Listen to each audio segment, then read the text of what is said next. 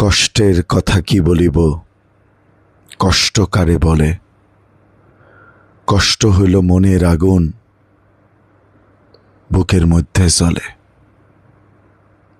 চলেন আজকে আমাদের মেগাস্টার শাকিব খানের রকস্টার মুভির বেশ কিছুদিন আমার খুব প্রিয় একটা গান, এই গানটার উপরে রিয়াকশন দেব আজকে।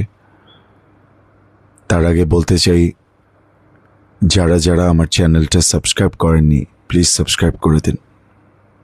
আর এই গানটার উপর রিয়াকশন দিতে ইচ্ছে করলো কেন, কারণ এই গানটার যে কথাগুলো, এই কথাগুলো আমি বর্তমান যে পরিস্থিতিতে আছি সেটার সাথে সম্পূর্ণরূপে মিলে যায়। চলুন গানটা শুনি।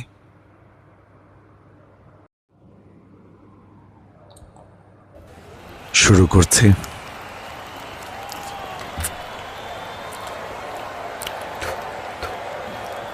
শাকিব খানের অভিনয় এত দারুণ হয়েছে এই রকস্টার মুভিতে, যেটা বলার মতন না। আমি মুভিটা রিসেন্টলি দেখেছি এবং আমি মুভিটার উপর একটা রিভিউ অবশ্যই দেব। এটা আমার অত্যন্ত প্রিয় একটা গান। ইভেন রকস্টার মুভির প্রতিটা গানই সুন্দর, অন্যরকম। বেশ কিছুদিন আমাতে তোমার মন লাগে না, তাই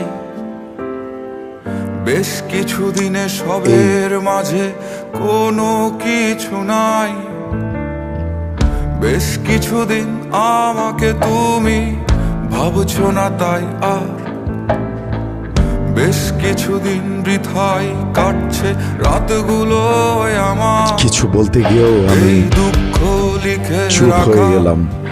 এই কষ্টে একা থাকা, এই রাতগুলো বিষণ্ণ শূন্যতা মাখা, একদম এই দুঃখ লিখে রাখা, এই কষ্টে একা থাকা, এই রাতগুলো বিষণ্ণ কিছু গান থাকে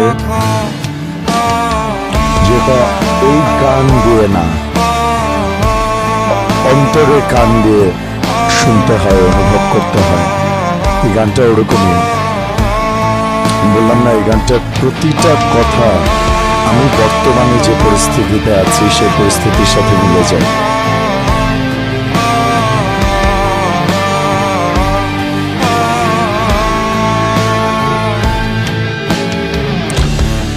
আমি শিওর না, আই এম সরি, এই গানটা সম্ভবত মিউজিক করেছে জাহিদ নীরব ভাই। গানটা গিয়েছেন সম্ভবত আরাফাত সানি ভাই। অসাধারণ। তোমার হৃদয় খোলা হাওয়া, সেই হাওয়ার তোড়ে যাচ্ছে উড়ে তোমায় না পাওয়া। আমার আমি তো বলবো যে এই গানের মিউজিকের থেকে লিরিক্স এত বেশি স্ট্রং, এত বেশি মানে কলিজায় লাগার মতন, এটা বলার মতন না। আর শাকিব খানের যে এক্সপ্রেশন, ওনার যে অভিনয়, এই বিষয়ে উনি নিজেকে নিজে ছাপিয়ে যাচ্ছেন দিনকে দিন। স্যালুট।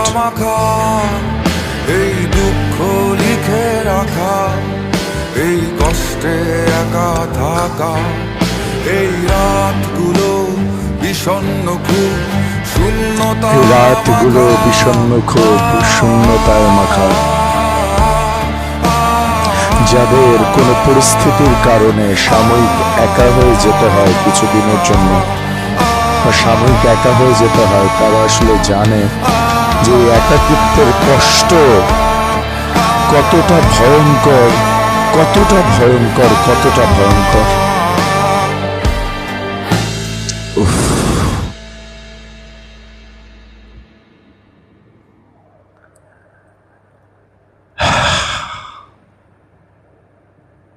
আসলে কিছু কিছু রিয়াকশন দেওয়ার পরে, কিছু কিছু গান শোনার পরে আসলে বেশি কিছু বলতে ইচ্ছা করে না।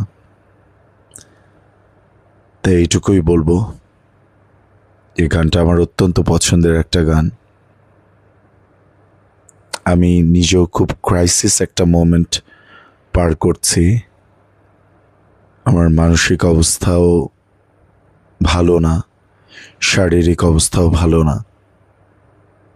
তারপরেও ভিডিও করার চেষ্টা করলাম। আপনারা সবাই আমার জন্য দোয়া করবেন, ইনশাল্লাহ যাতে এই কষ্টকর অবস্থার থেকে যেন দ্রুত উত্তরণ হতে পারি, আল্লাহ যেন উত্তরণ করান ইনশাল্লাহ।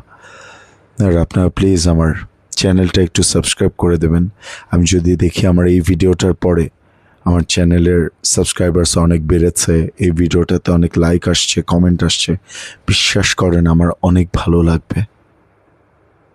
আমার এফোর্টটা মনে হবে আমি যে আমার এই মানসিক এবং শারীরিকভাবে এই খারাপ অবস্থাতেও আমি ভিডিও করেছি বা করছি বা করার চেষ্টা করছি, আমার কাছে মনে হবে যে আমার এই এফোর্টটা, আমার এই গুড এফোর্টটা, এটা একটু হলেও সার্থক হয়েছে। Thank you so much.